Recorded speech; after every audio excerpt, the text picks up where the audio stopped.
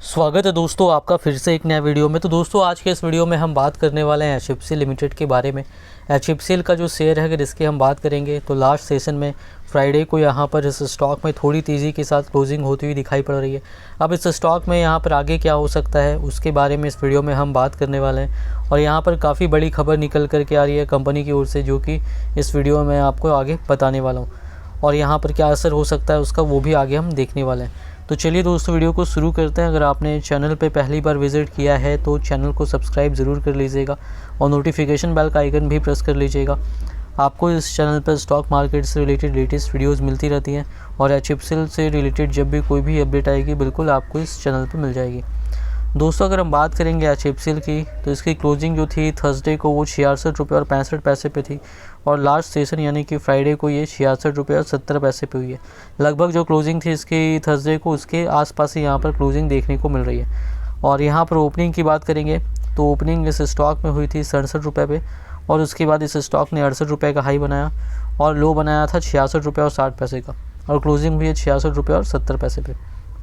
तो देखिए सामने जो स्टॉक का रेसिस्टेंस लेवल है वो 68 रुपीज़ का है। यहाँ स्टॉक को रेसिस्टेंस फेस करना पड़ेगा। ये लेवल अगर स्टॉक ने क्रॉस किया और इसके ऊपर सस्टेन हुआ तो फिर आगे और भी तेज़ी देखने को मिल सकती है।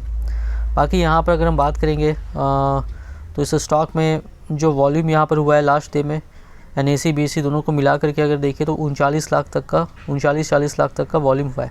अब देखिए जो न्यूज़ निकल करके आ रही है उसकी तरफ बढ़ते हैं। ये न्यूज़ कंपनी की ओर से निकल करके आई है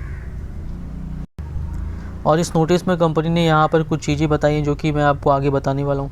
ये देखिए एचएफसीएल ग्रुप है, 2 दिसंबर 2023 को ये नोटिस जारी हुआ और इसमें यहाँ पर कंपनी ने बताया है HFCL limited bags purchase orders aggregating to INR 67 crore for supply of optical fibre cables to domestic telecom service providers. यहाँ पर देखिए एचएफसीएल लिमिटेड जो कंपनी है एचएफसीएल उसको यहाँ पर जो है ऑर्डर मिला है 67 करोड़ रुपए का, 67 करोड़ रुपीस का। और ये ऑर्डर मिला है ऑप्टिकल फाइबर केबल सप्लाई करने के लिए और ये एक domestic telecom service provider company है हमारे देश की, उसको यहाँ पर कंपनी ये सप्लाई करेगी, उससे ये ऑर्डर मिला है। We are pleased to inform all the stakeholders that the company along with its material subsidiary HTL limited has received the purchase orders aggregating to INR 67 crore for supply of optical fiber cables to one of the domestic telecom service providers of the country।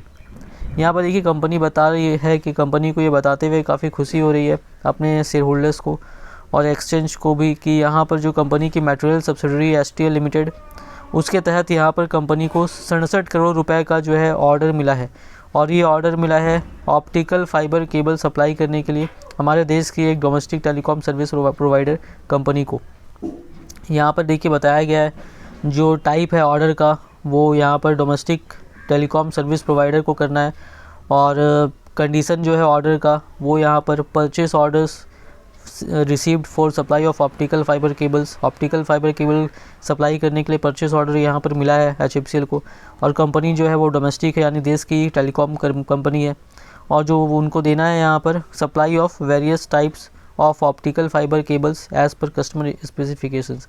अलग अलग तरीके के optical fibre cables जो customer specifications है जो बताया गया उसके हिसाब से सप्लाई करना है और ये डोमेस्टिक है। और यहाँ पर जो इसको एग्जीक्यूट जो करना है time period by which the order और कॉन्ट्रैक्ट टू बी एग्जीक्यूटेड, यानी अप्रैल 2024 तक ये ऑर्डर यहाँ पर एग्जीक्यूट कर देना है, पूरा करके यहाँ पर दे देना है।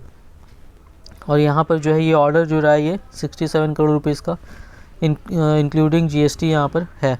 तो देखिए ये काफ़ी अच्छी खबर है कंपनी के लिए। और अगर हम बात करेंगे जब से 5G रोल आउट हुआ है तो उसके बाद से लगातार यहाँ पर जो है कंपनी को ऑर्डर्स काफ़ी ज़्यादा मिल रहा है, ऑप्टिकल फाइबर केबल के लिए भी यहाँ पर मिल रहा है और ऑलरेडी कंपनी का ऑर्डर बुक अच्छा है और अब यहाँ पर और भी अच्छा होते जा रहा है। और आगे की बात करें तो भी और भी ये यहाँ से और भी अच्छा होता जाएगा।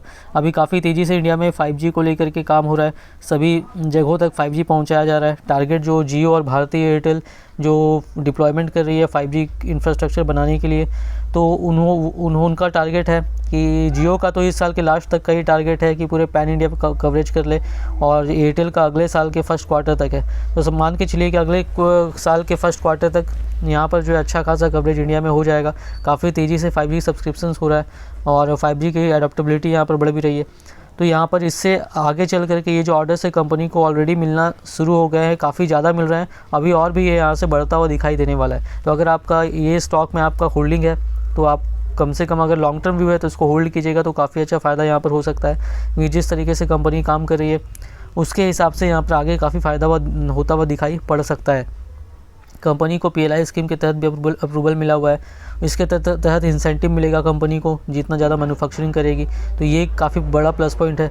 इसके अलावा कंपनी को ट्रस्टेड सोर्स की लिस्ट में भी शामिल किया गया है। ट्रस्टेड सोर्स का जो लिस्ट है उसमें ऐसी कंपनियों को शामिल किया गया है जिनके ऊपर सरकार को भरोसा है। सरकार ने कहा है कि जो लिस्ट बनाई गई है ट्रस्टेड सोर्स की, उसमें जो कंपनियां शामिल है उनसे ही ख़रीदारी करनी है 5G रिलेटेड किसी भी चीज़ की, टेलीकॉम इक्विपमेंट्स की।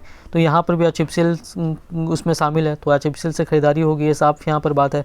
तो HFCL का जो शेयर है कंपनी ने अगर बात करें यहाँ पर तो काफ़ी अच्छा किया है। अगर बात करें 2020 में जब मार्केट क्रैश हुआ तो उसके बाद काफ़ी अच्छा रिटर्न दिया है और अभी कंपनी एक लेवल पर आकर यहाँ पर स्टॉक चल रहा है 60 रुपये से 80 रुपये के रेंज में ज़्यादातर चलता हुआ दिखाई पड़ता है। तो कंपनी जिस तरीके से काम कर रही है, अभी आने वाला जो फ्यूचर का टाइम है उसमें और भी अच्छा यहाँ से होगा। तो अगर आपको लॉन्ग टर्म व्यू है तो इसको होल्ड कीजिए, जिस भी प्राइस पे आपने लिया हुआ नया लेना चाहते हैं लॉन्ग टर्म व्यू है तो अभी भी इस प्राइस पे भी यहाँ पर ले सकता है अगर लॉन्ग टर्म व्यू है तो।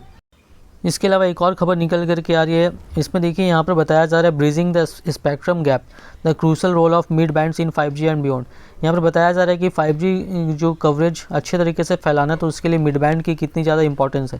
5G का कवरेज जो है काफ़ी शुरू हो चुका है हमारे देश में और अभी तो देखिए अभी काफ़ी जो है डेंसली यहाँ पर जो है सब कुछ डिप्लॉयमेंट नहीं हुआ है, तो इस वजह से अभी कम लोगों को मिल रहा है और ज़्यादातर जगहों पर यहाँ पर जो है 5G वो नहीं पहुँचा है। लेकिन आगे अगर बात करेंगे हम तो काफ़ी तेज़ी से 5G इंफ्रास्ट्रक्चर यहाँ पर बनाया जा रहा है और आगे चल करके जो है यहाँ पर 5G की बात करेंगे तो काफ़ी डेंसली नेटवर्क रहेगा और घनी आबादी वाले क्षेत्रों में भी अच्छी कवरेज की आवश्यकता होगी।